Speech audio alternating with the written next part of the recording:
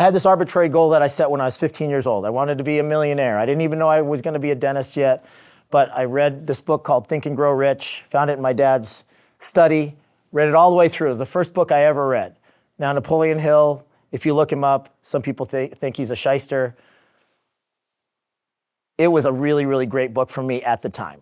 It made a huge influence on me. It sent me on a path of being obsessed with entrepreneurship and personal finance and personal development. So at 15 years old, when I read it, I decided I need to set some short and long-term goals. So I set a 20-year goal.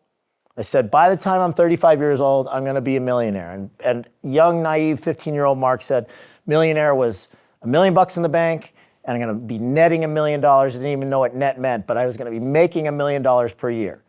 All right, so this stuck in my subconscious. In my mind, I stuck with this naive, arbitrary goal that I set when I was 15 years old. Millionaire by 35, millionaire by 35. Decided I wanted to be a dentist. Thought the quickest way to get there was to build these multiple practices, started building multiple practices. 7 years into my career, I'm now 38 years old, so I missed the goal by 3 years. My CPA calls me, says, hey, I need you to sign your tax return. It's due by midnight tonight. Go ahead and do that for me. So I open up my laptop, I look at the top line, and there it was. I already had 7 figures in the bank, but there it was. I, for the first time, had netted 7 figures. It was like $1,034,000 or something like that. I remember distinctly, I shut the laptop, and I just stared off into space because I realized at that moment that I set this goal and I achieved it 3 years late, but I achieved it, and I realized that I'd never been more miserable in my whole life. I was freaking miserable. All right, it was at that time we created this matrix called the 4 futures. Mind, meaning, muscle, and money. Mind, what is your internal dialogue? What are you saying to yourself, about yourself on a regular basis? How able are you to handle the stresses of the day? You guys ever had just a bad day where like you drop your brush on the ground and you yell at the brush? Or I know it happens here in New York. Some of you guys don't even drive, but you're driving and you have a road rage moment. It's like, it's not the coffee's fault that it spilled on my lap. It's my fault. How able are you to handle stress? How able are you to know when you are a little bit overwhelmed or you need to slow down and refocus in a certain area? This is what I would call the mindfulness quadrant. And at that time, even though I just achieved my financial goal, I would give myself a 0 out of 10. I was constantly beating myself up. You're such an idiot. I can't believe you did this again. 0 out of 10 in the mindfulness quadrant. Meaning I would call that personal relationships. I would call that professional relationships. I would call that friendships. At the time, I had 3 little boys in private school. My wife was basically a single mom. I was traveling a lot.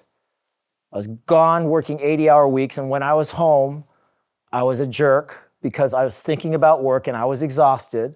When I was at work, I was a boss hole. I wasn't nice to anybody, and they didn't like to be around me. I had about 100 employees at the time, and turns out that none of them liked me. So I would call my meaning quadrant at the time a 0 out of 10. Muscle quadrant, I was a collegiate athlete, had always been in great shape. Just about getting to this spot in my life where I'm about to achieve this financial goal, I gave everything else up.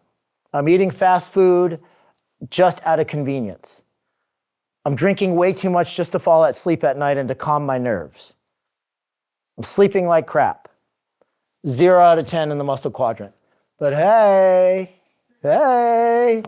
I had 2 brand new cars, huge custom house in a golf course community, 3 boys in private school. By all outward appearances, I was the picture, and 6 dental practices, I was the picture of success. Would you call me a successful person at this point? If this was you, would you call yourself a successful person? This doesn't mean anything if you don't have this. This is nothing. This is nothing.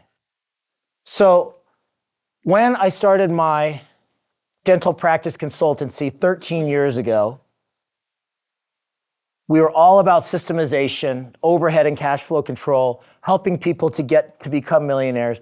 And what I realized was that, holy cow, I'm creating a bunch of mini Marks. I'm creating people that I was 7 years into my dental career, rich and miserable. So what I want to impart to you all as I leave today, 5 minutes late, I want to impart to you that as you start to become a more sophisticated business owner and find resources like the podcast or a coaching group, it doesn't have to be mine, or a supportive community, make sure that you have some sort of way to assess where you are in your other quadrants. This is you as a human being. Make sure that you're paying attention to your relationships and your internal dialogue and your levels of stress and your physical vessel, the fuel you're putting into your body, how much sleep you're getting, how much substance you're putting into your body. All those things are very, very important. And this does not matter at all without that.